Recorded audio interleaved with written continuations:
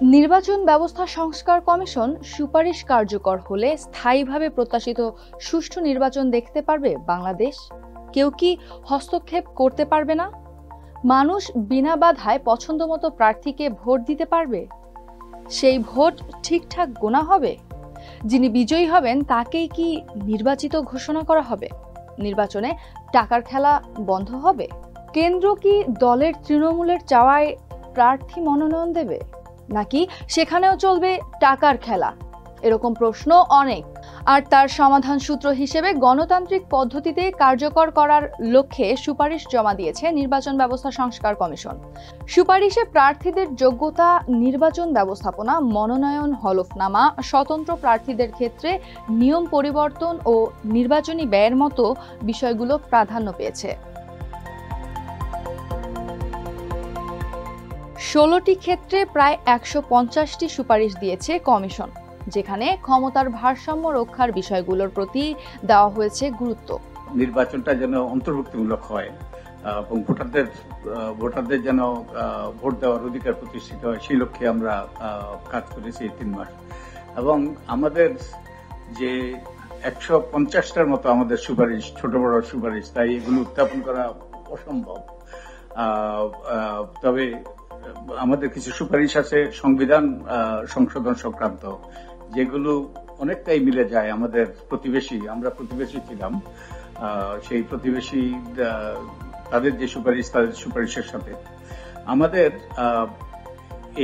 এই যে প্রচেষ্টা চালিয়েছে তার একটা বড় ড্রাইভিং ফোর্স ছিল যে আমরা গ্রামের থেকে অনেক মানুষ এসেছে আমাদের সাথে কথা বলতে। তাদের 2-1 বলে গিয়েছে আমাদেরকে যে এই যে সুন্দর বিল্ডিংটা আপনারা বসছেন, আমরা সংসদ ভবনে বসি, এই ইমারতে যেন আর যেন কুৎসিত লোক আসতে না পারে। এটা আমরা মনে করছি এটা ছিল আমাদের প্রতি ম্যান্ডেট। নির্বাচন ব্যবস্থার সংস্কার নিয়ে কমিশন যে সুপারিশ করেছে সেখানে বলা হয়েছে নির্বাচনে ইভিএম ব্যবহারের বিধান বাতিল করা, নির্বাচনকালীন সময়ের জন্য আইন প্রণয়নকারী সংস্থার সংজ্ঞায় প্রতিরক্ষা বিভাগে অন্তর্ভুক্ত করা, কোনো আসনে মোট ভোটারের 40% ভোট না পড়লে পুনর্নির্বাচন অনুষ্ঠিত করা, বিনা প্রতিদ্বন্দ্বিতায় নির্বাচন বন্ধ করা, রাজনৈতিক দলগুলোকে সৎ, যোগ্য এবং ভোটারদের কাছে গ্রহণযোগ্য প্রার্থী দেওয়া নিশ্চিত করার লক্ষ্যে জাতীয় নির্বাচন না ভোটের বিধান প্রবর্তন করা, নির্বাচনে না ভোট বিজয়ী হলে সেই নির্বাচন বাতিল করা এবং পুনর্নির্বাচনের ক্ষেত্রে বাতিল করা নির্বাচনের কোনো প্রার্থী নতুন নির্বাচনে প্রার্থী হতে না পারার বিধান রাখা। নির্বাচনী ব্যয় কমিয়ে আনতে বেশ কয়েকটি সুপারিশ করেছে কমিশন।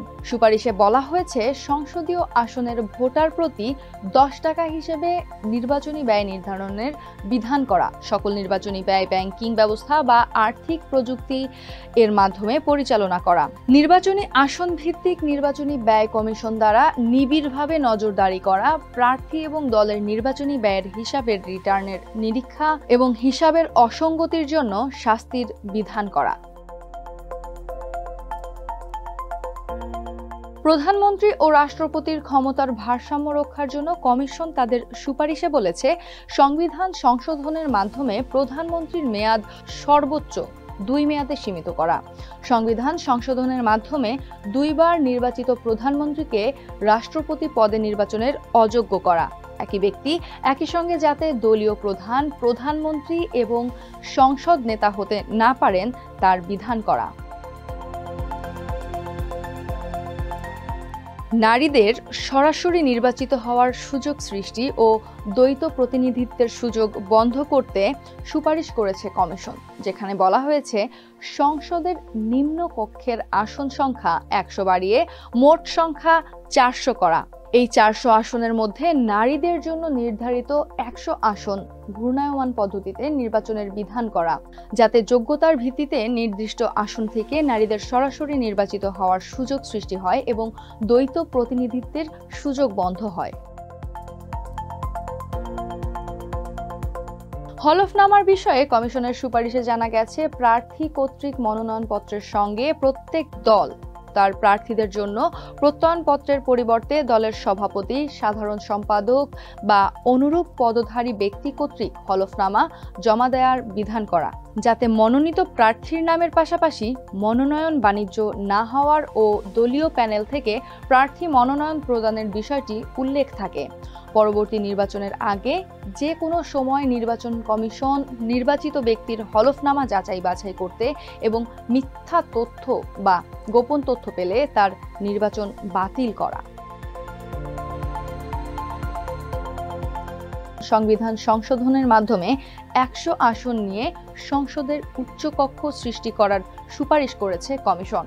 সুপারিশে বলা হয়েছে, সংসদ নির্বাচনে দলগুলোর প্রাপ্ত ভোটের হারের ভিত্তিতে আসন বণ্টন করা। প্রত্যেক দলের প্রাপ্ত আসনের 50% দলের সদস্যদের মধ্য থেকে এবং অবশিষ্ট 50 আসন নির্দলীয় ভিত্তিতে নাগরিক সমাজ, শিক্ষাবিদ, বিজ্ঞানী, মানব সেবা প্রদানকারী, শ্রমজীবীদের প্রতিনিধি, নারী উন্নয়ন কর্মী, সাংস্কৃতিক ব্যক্তিত্ব এবং পিছিয়ে পড়া জনগোষ্ঠী ইত্যাদির মধ্য থেকে সমানুপাতিক হারে নির্বাচিত করার বিধান করা। তবে শর্ত থাকে যে দলীয় ও নির্দলীয় সদস্যদের মধ্যে কমপক্ষে 30% নারীর অন্তর্ভুক্তি নিশ্চিত করা। সংসদের উচ্চকক্ষের সদস্যদের বয়স কমপক্ষে 35 বছর এবং শিক্ষাগত যোগ্যতা কমপক্ষে স্নাতক নির্ধারণ করা। অন্যান্য যোগ্যতা অযোগ্যতা নিম্ন কক্ষের যোগ্যতার অনুরূপ করা। বিরোধী দলকে ডেপুটি স্পিকার পদ দেওয়া। নির্বাচিত প্রতিনিধিদের ভোটের মাধ্যমে রাষ্ট্রপতি নির্বাচিত হওয়ার বিধানের সুপারিশ করেছেন কমিশন। সুপারিশে বলা হয়েছে, দল নিরপেক্ষ, সৎ, যোগ্য ও সুনামসম্পন্ন ব্যক্তির রাষ্ট্রপতি হিসেবে নির্বাচিত হওয়ার বিধান করা।